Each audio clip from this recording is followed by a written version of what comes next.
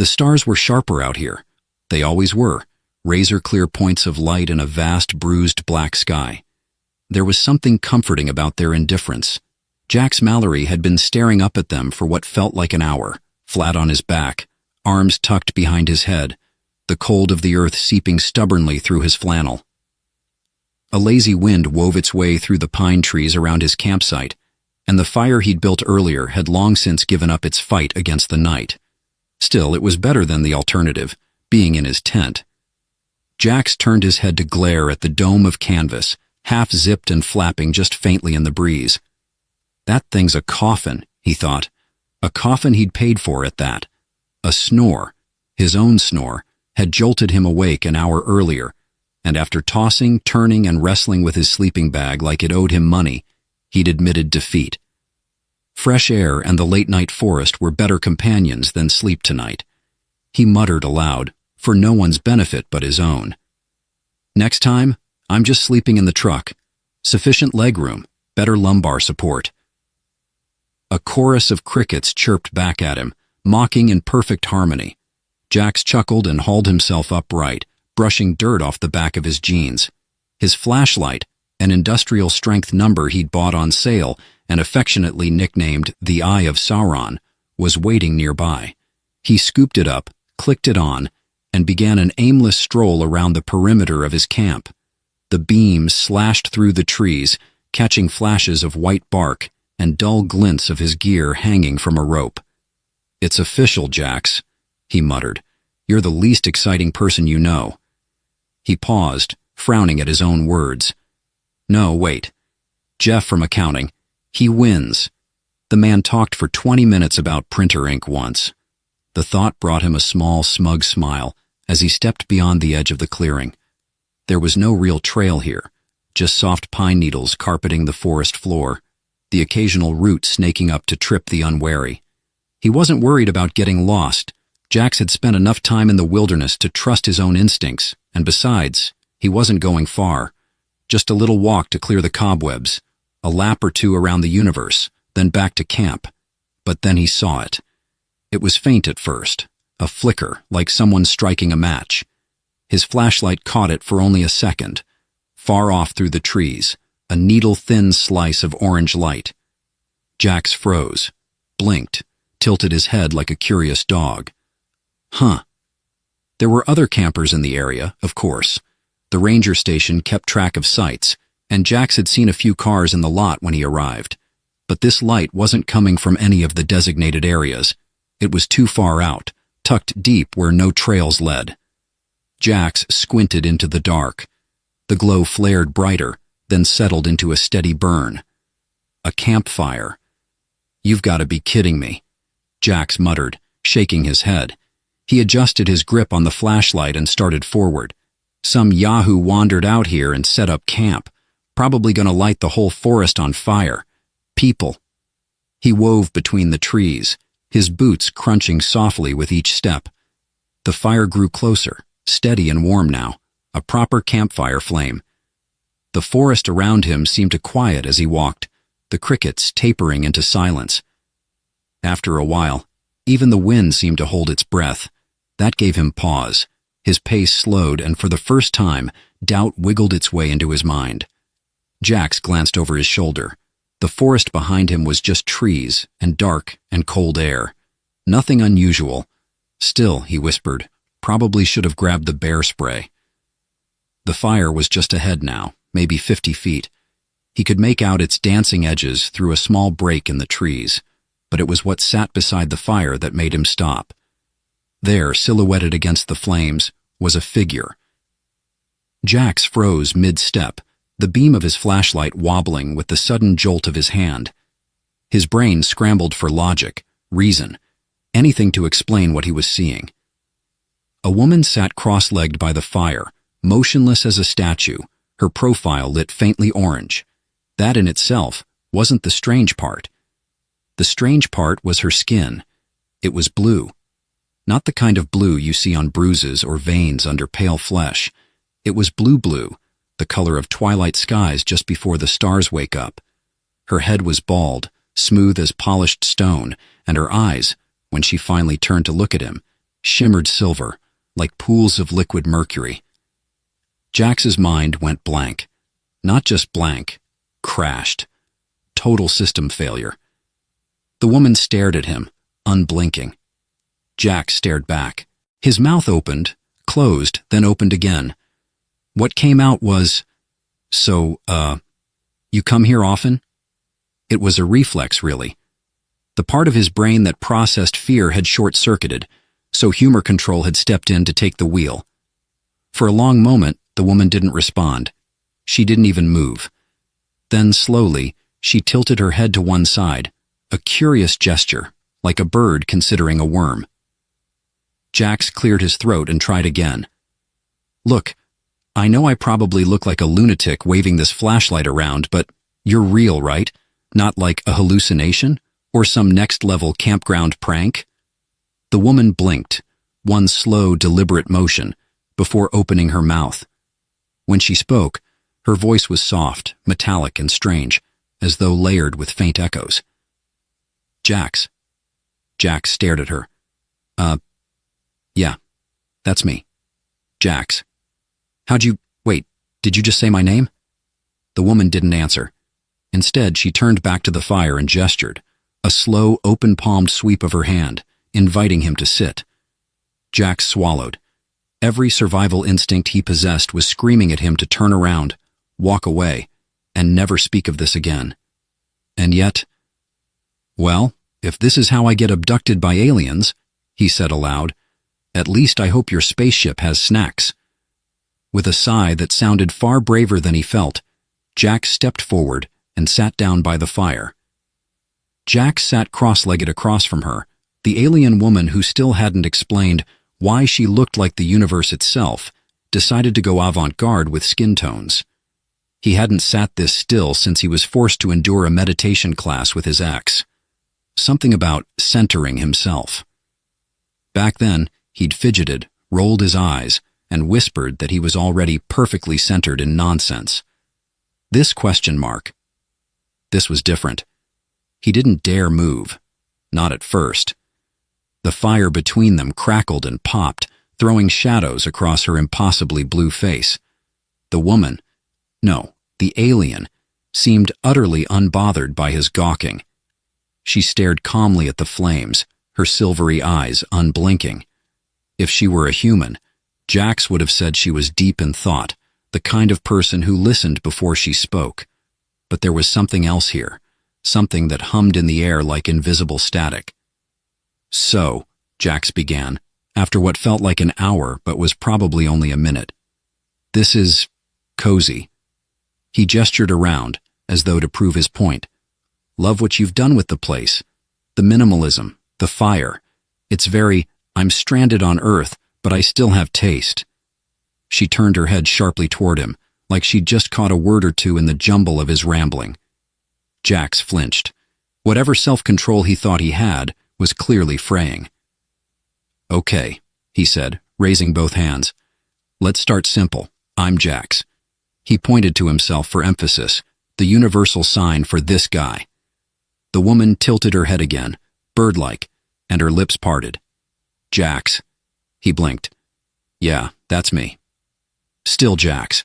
For the first time, her gaze dipped downward, studying his clothes, the scuffed boots, the forest-worn flannel, the flashlight still clutched in his hand like an oversized security blanket.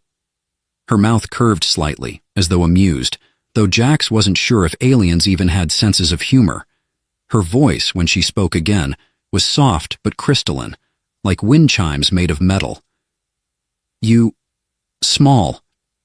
Jax stared at her, momentarily stunned. Excuse me?" She raised a hand and gestured vaguely around her, at the sky, the trees, the fire, the universe itself. "You... small." "Oh, great," Jax muttered, throwing up his arms. "Not only do I meet a space alien, but I also get roasted by her. Fantastic. And here I was thinking I was the funny one." At that, her lips curved a fraction more, a smile so faint it could have been a trick of the firelight. But it wasn't.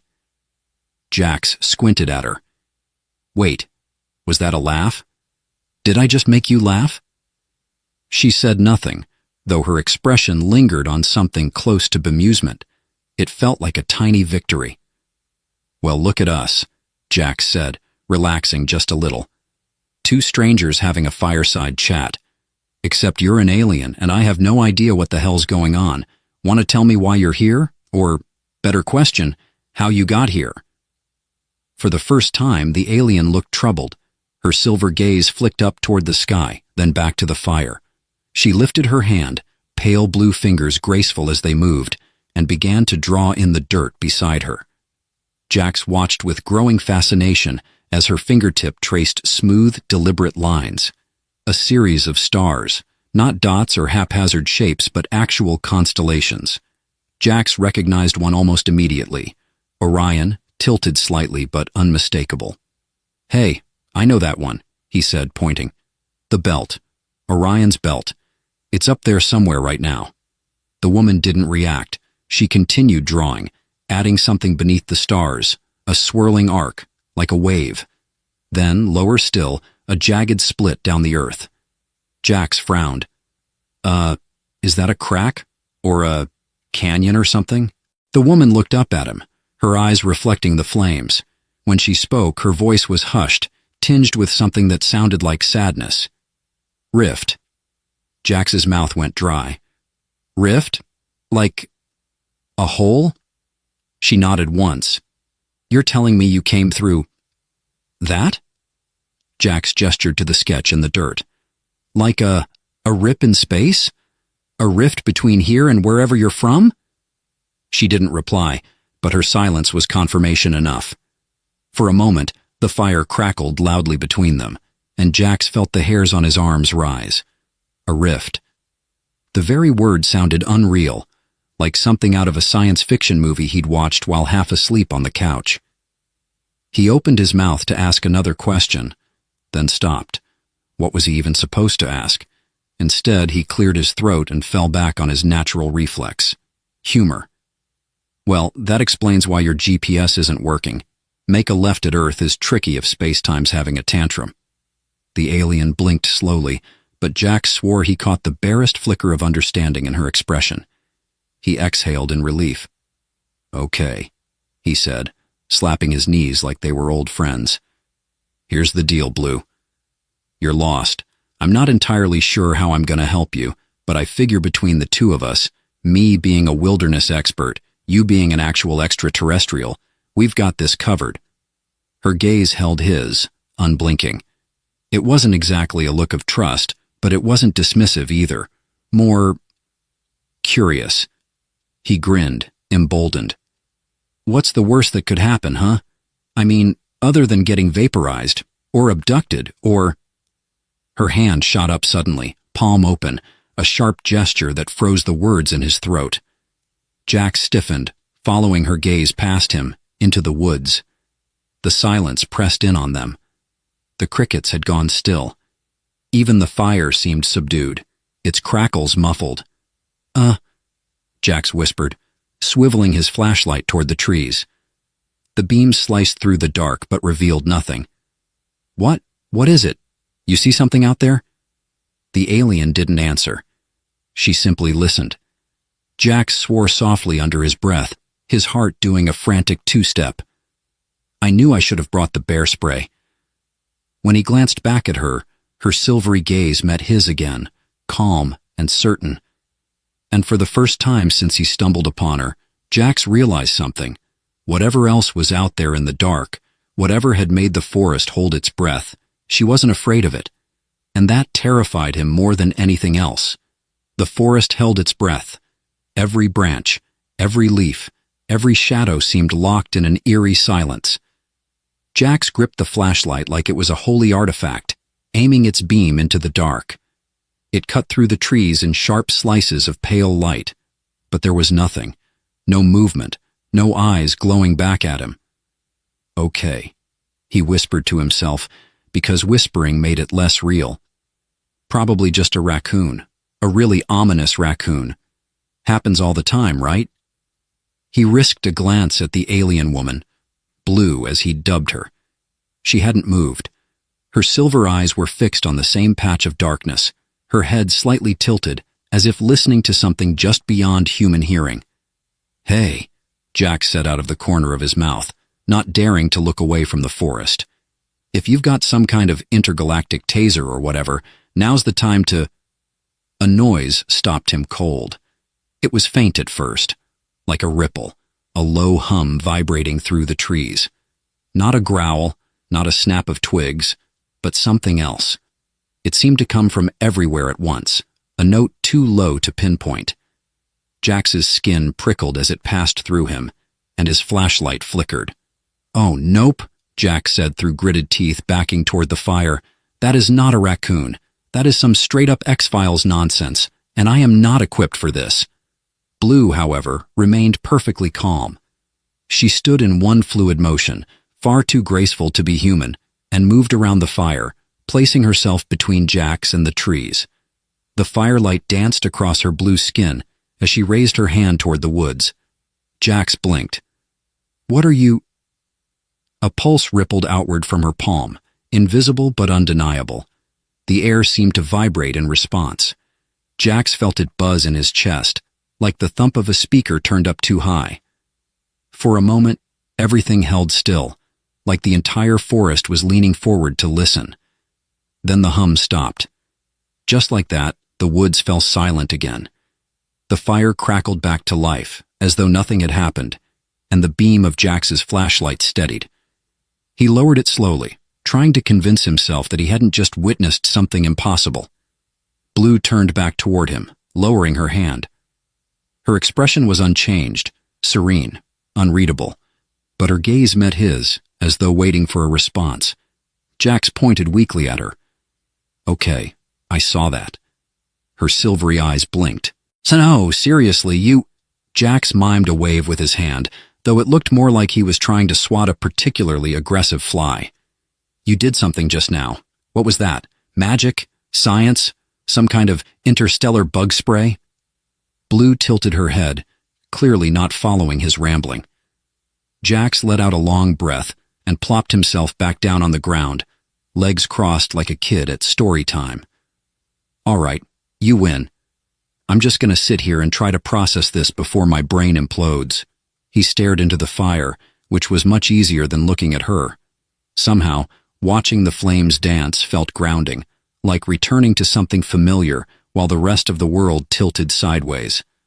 "None of this is real," he said under his breath, but his voice lacked conviction. Blue sank back down across from him, her movements deliberate. She watched him in silence, clearly content to let him babble. "Maybe I'm dreaming," Jax continued, squinting at her now. "Or I hit my head on a rock while hiking, and this is all some concussion-induced hallucination. That would explain the talking blue alien woman with Jedi powers." Her eyes glimmered in the firelight as though she found this amusing. "You don't talk much, huh?" he added, scratching the back of his head. "Or maybe you do, and I'm just not smart enough to understand. That's probably it. I'm standing here with my flashlight and my vast human intellect, and meanwhile, you're out here controlling vibrations in the universe or whatever it is you just did." She tilted her head at the word vibrations. Something shifted in her expression, a flicker of recognition. "Wait, hold up," Jax said, leaning forward. "Vibrations. Is that what you're doing? Sending out waves or something?" Blue considered him for a moment, then nodded once. Jax blinked. "Huh. Okay, great. We're making progress. You're a vibrational wizard, a blue-skinned tuning fork. Fantastic." He leaned back, running a hand over his face. The humor wasn't really helping. His brain still felt like a tangled ball of string. How had his life turned into this? A few hours ago, he'd been annoyed about his snoring tent and making sarcastic jokes to the trees. Now he was sitting across from an alien who had apparently scared off something. The thought made his chest tighten. He glanced back at the woods, still dark and still silent. "Hey, so, what was that earlier? Whatever made the weird noise?" Blue's gaze darkened just slightly, the fire catching glints of silver in her eyes. She lifted a hand and made a slow downward motion, fingers splayed like claws. Jax frowned. Something crawling? She didn't answer, but the weight of her expression made the hair on the back of his neck prickle. Great, Jax muttered, rubbing his arms. Crawling shadow monsters, just what the camping trip needed. I swear, this is why I stay indoors. Blue didn't laugh, she didn't even smile, but she made a soft sound, a single note that hummed faintly in the air. Jax froze. It wasn't quite laughter, but it was close enough that he blinked in surprise. Wait a second, he said, pointing at her. You do have a sense of humor. I knew it. Blue gave him that same faint, bird-like tilt of her head, and for some reason it made Jax grin. Look at us, he said. You're out here saving me from creepy, crawly forest creatures, and I'm cracking jokes like it's open mic night. Teamwork, that's what this is. She blinked slowly, but her expression softened. Jax swore he saw something close to gratitude there, like she appreciated his words, even if she didn't quite understand them. For the first time, it struck him that maybe she was just as alone as he was. Lost, she'd said earlier. A rift. Whatever had brought her here, she wasn't supposed to be on this planet, sitting by this campfire with a guy who was dangerously underqualified for alien diplomacy. Well, Jax said, his tone softer now. You're not alone, all right? You've got me. I may not know much, but I'll figure out a way to help you. Blue's gaze lingered on him, unblinking. Jax shifted under the weight of her attention. I mean, probably. Don't quote me on that. She tilted her head again and very slowly gave a single nod. Jax let out a breath. Okay, cool. One small step for Jax, one giant leap for whatever this is. Somewhere in the forest, a single cricket chirped, like nature itself had decided to applaud him for his effort. He ignored it. Anyway, Jax added, leaning back and stretching his arms, I hope you like bad jokes and trail mix, because you're stuck with me now. For the first time since he'd met her, Blue smiled. The fire had burned down to a steady glow, its orange coals pulsating softly, like the steady breathing of a sleeping beast. Jax sat on the dirt with his legs stretched out in front of him, the night pressing close, but no longer feeling oppressive. In fact, with the alien woman, Blue as he continued to call her, sitting across the fire, it felt almost normal, like they were just two weird friends hanging out after a long day. If he squinted and ignored the fact that she had interstellar vibes and impossible silvery eyes, she could almost pass as human. Almost. All right, Jax said, breaking the silence. He rubbed his hands together theatrically and leaned forward with mock seriousness. Here's the deal. We're going to play a game, a good old Earth tradition called Tell Me Your Story So I Don't Lose My Mind. Rules are simple. You go first. Blue stared at him, her silver gaze as serene and deep as ever. The way she looked at him, it wasn't judging. No, it was far more unnerving than that. She looked like she expected something. Or maybe she was just trying to decipher the idiot making terrible jokes. Not a talker, huh? Jack sighed, grabbing a stick and poking at the coals. Figures. I meet the first alien in human history, and she's giving me the silent treatment. He lifted his voice slightly and muttered toward the heavens. Thanks, universe. Great punchline. Blue blinked. Jax wasn't sure if she understood sarcasm, but it didn't stop him. It never did. All right, fine. I'll go first, he said, resigning himself to his own voice filling the quiet. He leaned back, hands braced on the dirt. It all began with a tragic series of life choices that led me here, a camping trip to find myself. He made air quotes as he said it, voice dripping with mock drama. As if losing myself was ever the problem. Nah, I knew exactly where I was the whole time, on the couch in sweatpants eating questionable nachos. Blue's lips twitched ever so slightly. Aha! Jax pointed a finger at her. You think I'm funny? Admit it. Come on, I'm Earth's gift to the galaxy. She said nothing, but the subtle curve of her mouth lingered. It wasn't much, but Jax decided he'd take the win. Anyway, he continued, After several people politely suggested I stop being a brooding disaster, their words, not mine, I decided to commune with nature, trees, bugs, that weird smell tents get after 2 days. I thought I'd have an epiphany, you know? Something like, the meaning of life is living in the moment. He paused dramatically, waving a hand around. Instead, I found you. Blue watched him with unblinking calm. Which brings me to my next question, Jack said, leaning forward again, elbows on his knees. Where are you from? What's your story? At first, Blue said nothing. The fire flickered quietly between them, throwing shifting shadows across her blue features. Then, slowly, she reached out toward the dirt beside her. Her slender fingers traced careful lines into the earth, the same way she'd drawn constellations earlier.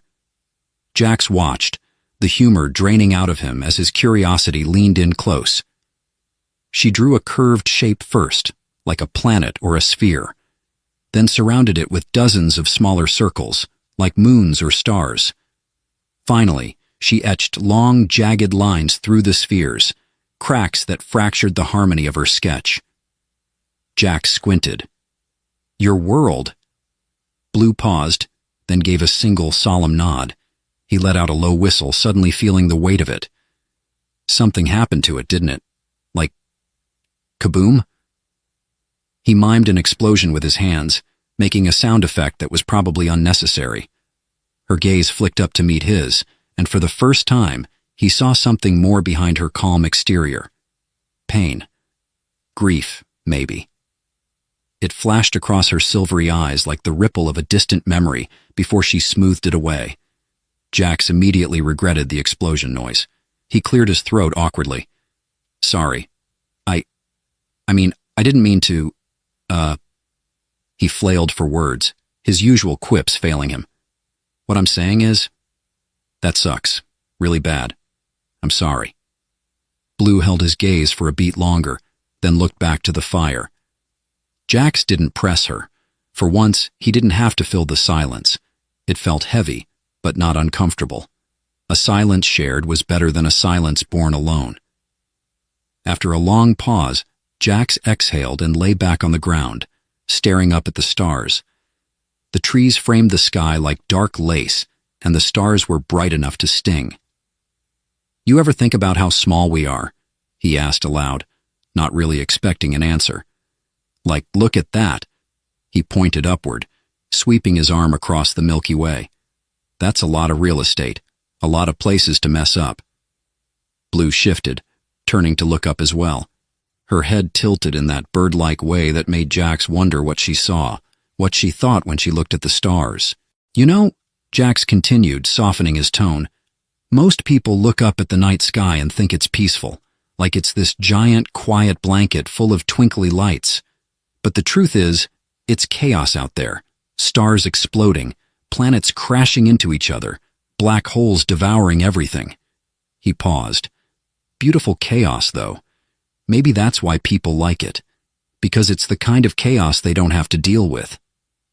Blue's gaze stayed fixed on the stars, her expression far away. When she finally spoke, her voice was a quiet murmur. Home. Jax froze. It wasn't much, just a word, simple and sad, but hearing her say it made his chest ache in a way he couldn't explain. Yeah, he said softly. I get that. The fire crackled gently as they both lay there, two silhouettes beneath the endless sky, one man, one alien, both out of place in their own way. Finally, Jax let out a breath and tried to lighten the mood. You know, if this were a movie, this is where the sappy music would start playing. I'd look up dramatically, and you'd say something cryptic and profound. Something like, he pitched his voice low and overly serious. The stars know the truth, Jax.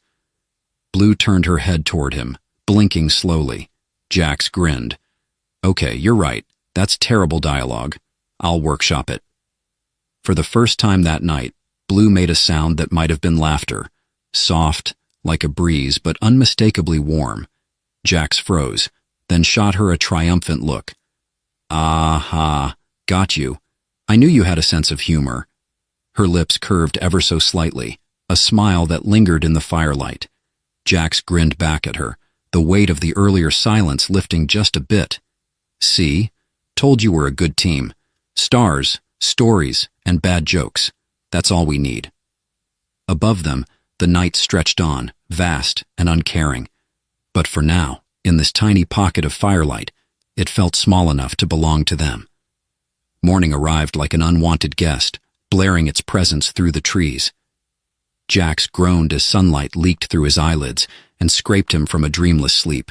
He was sprawled half on his back, half on his side, and somehow still managed to feel like he'd been hit by a small car. His sleeping bag, now just a balled-up mess, offered no help. Jax sat up with a groggy grunt, rubbing at his face and trying to reassemble the shattered pieces of his thoughts. Why do I feel like I fought a bear in my sleep? Then it hit him. The night before. The campfire. Blue. The crawling hum in the woods. The vibrations. His head snapped around to where the fire had been, and there she was. Blue sat where he'd last seen her, cross-legged and perfectly poised, as though she hadn't moved an inch since he'd drifted off. Sunlight dappled through the trees, catching on her skin, which shimmered faintly like frost kissed by dawn. Her silver eyes were focused downward, her attention fixed on something in the dirt. Jax squinted. "Morning to you too, guardian of the dawn." She lifted her head at the sound of his voice, her calm expression unchanging, though there was the faintest acknowledgement in her gaze. She gestured toward the ground where she'd been working. Curious, and still not entirely convinced he wasn't hallucinating, Jax clambered to his feet and stumbled over to her.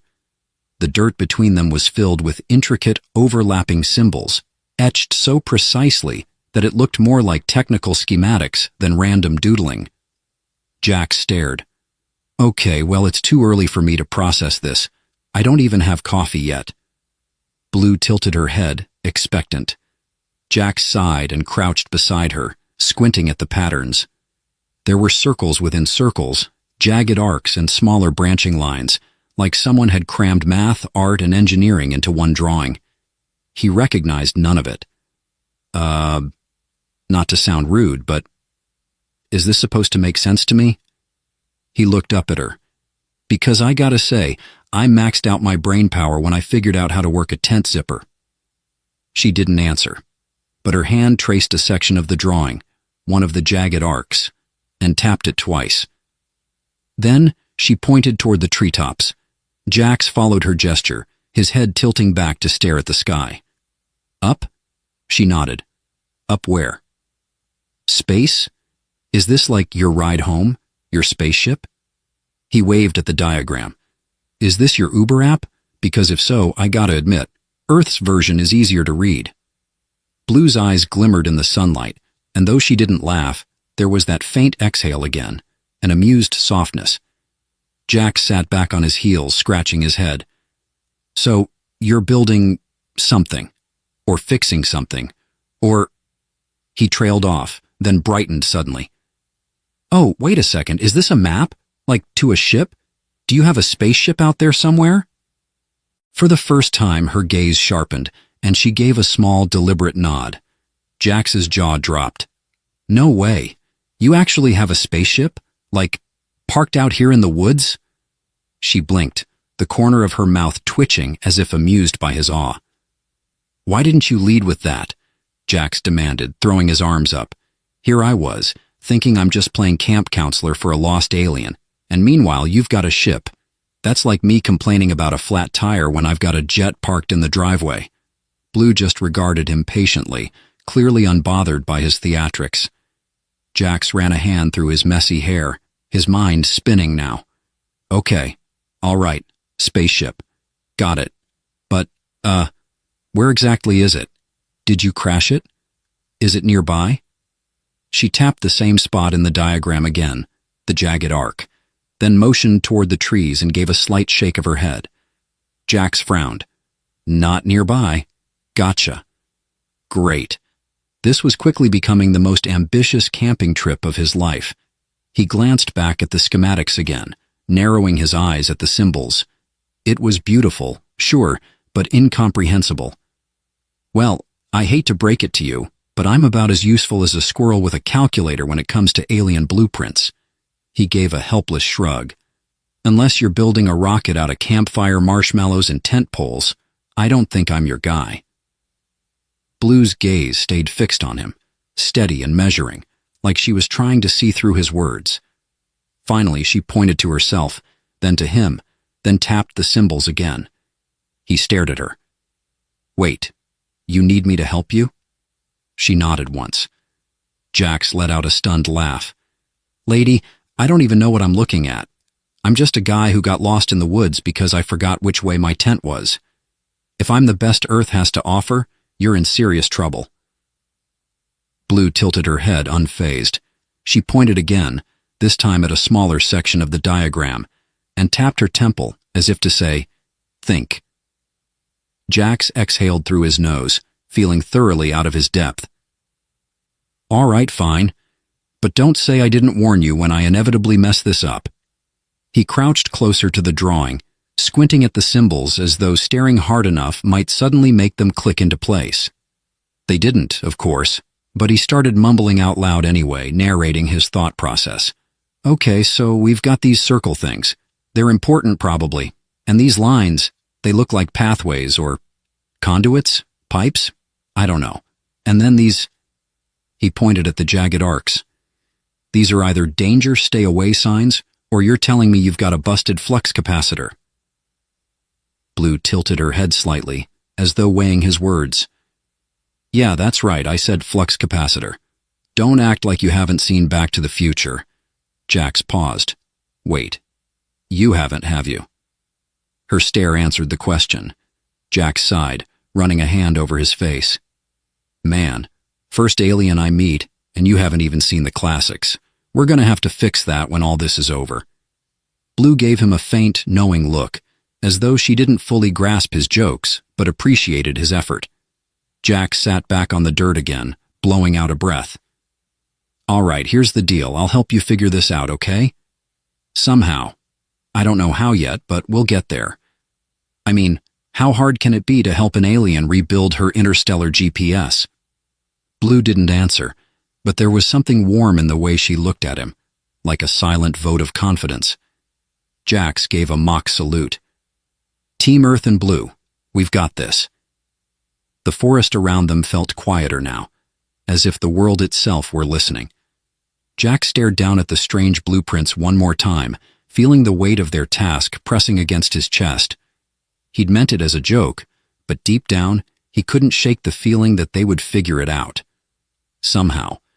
Because in the vast, unknowable universe, two strangers had crossed paths, one human, one alien. And for better or worse, they were in this together. The sun had climbed higher now, turning the forest from shadows into slanting beams of golden light.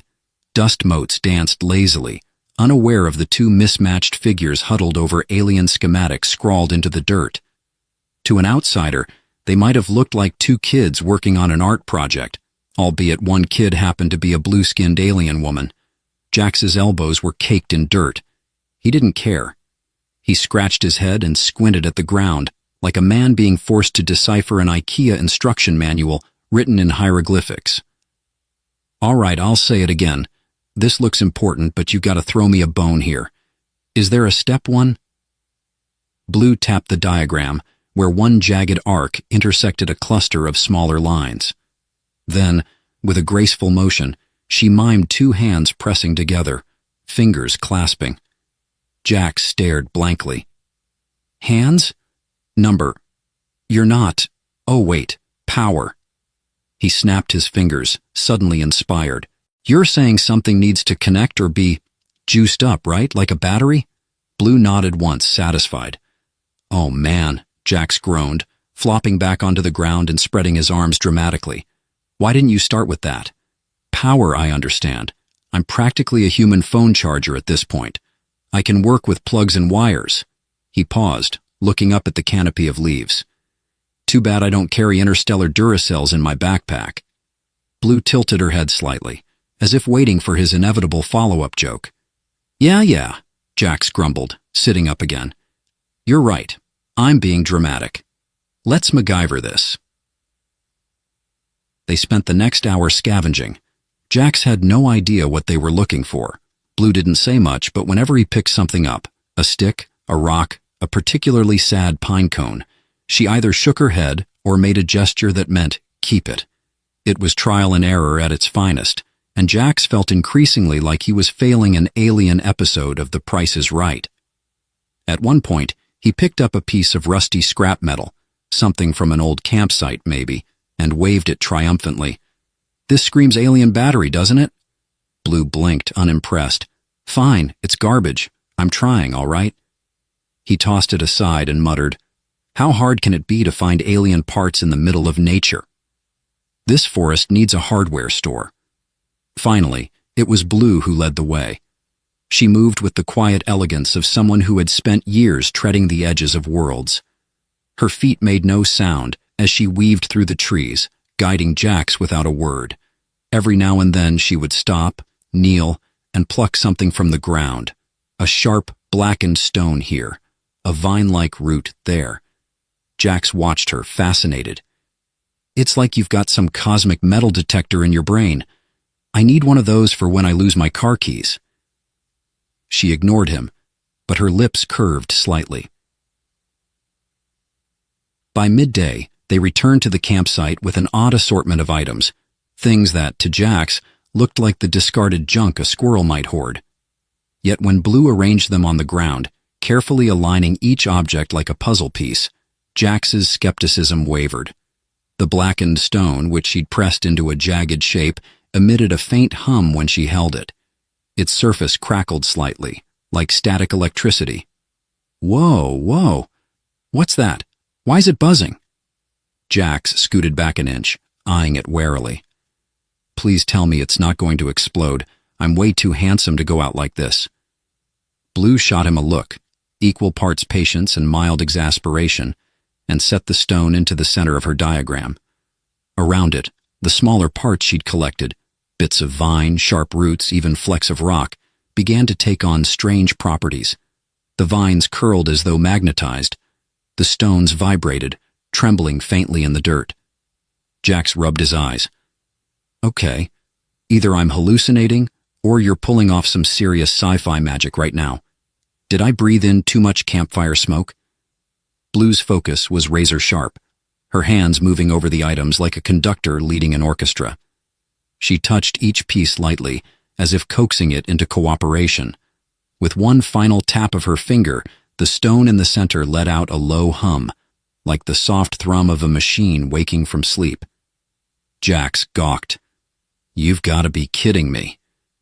The hum deepened, and for a heartbeat, Jax swore he saw light, faint but unmistakably blue, pulse across the vines and stones.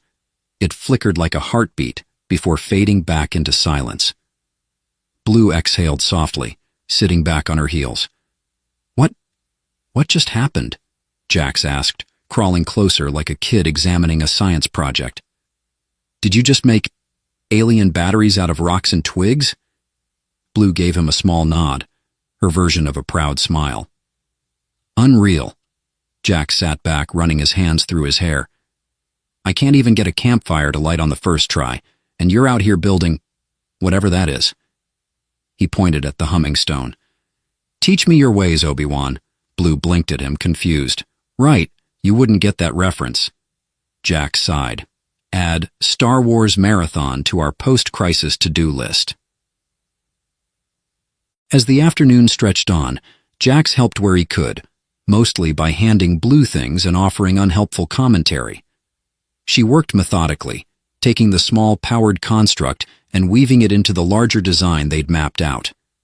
Jax wiped sweat from his brow, collapsing dramatically against his pack. "You know, I didn't think my camping trip would involve interdimensional engineering. I thought the hardest part would be pooping in the woods." Blue glanced at him, silver eyes twinkling faintly. "I'm joking. Mostly." Jax grinned.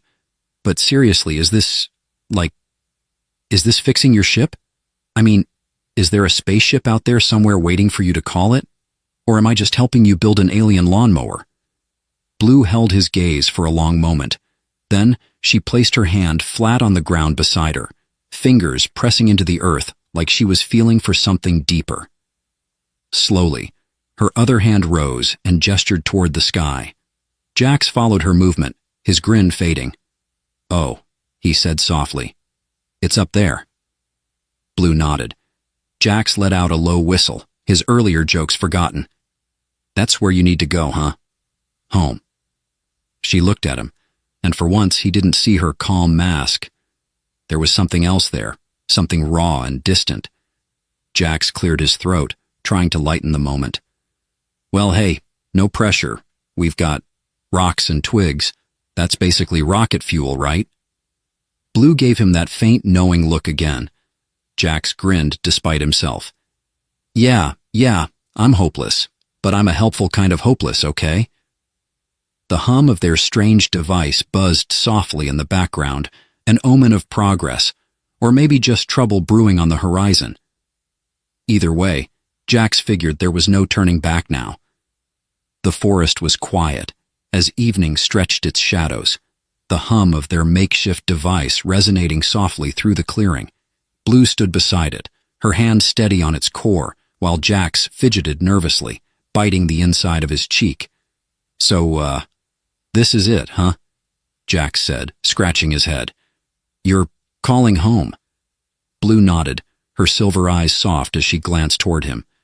Jax forced a grin. "You know, if your friends show up in a UFO, tell them to avoid landing near the outhouse. Nothing good comes of that." Blue tilted her head, clearly not getting the joke, but her faint smile was enough to reassure him. The device pulsed again, this time louder, brighter, shooting arcs of light into the treetops like a beacon. Jack staggered back. "Yup, that's alien tech, all right. Trees are gonna have a glow-in-the-dark setting by tomorrow."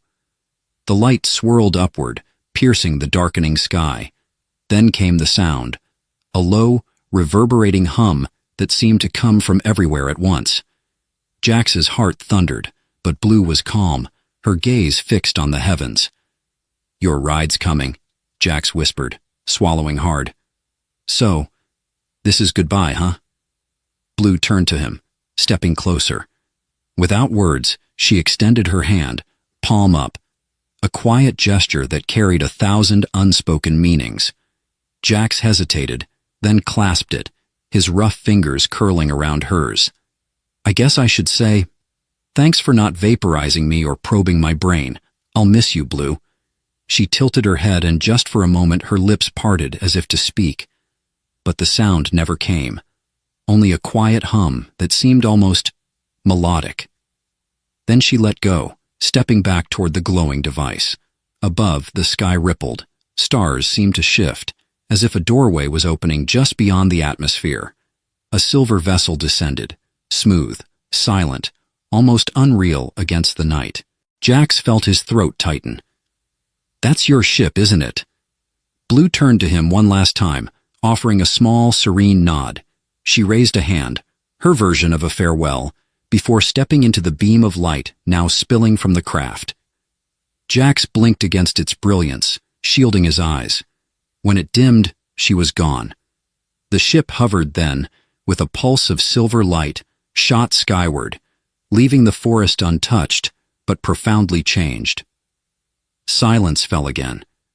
Jax stared at the empty clearing for a long while, a strange ache settling in his chest. Then he let out a shaky laugh. "Well, Jax, you're officially the guy who helped an alien Uber home. Try explaining that at the next campfire." He turned, walking back toward his tent. The forest felt different now, bigger, more alive, like it held secrets he'd only begun to glimpse. As he glanced up at the stars, he smiled. "Good luck out there, Blue." For the first time, Jax felt smaller, but in the best way. The universe, he realized, wasn't just vast, it was full of possibilities. And maybe, just maybe, he'd start looking up more often.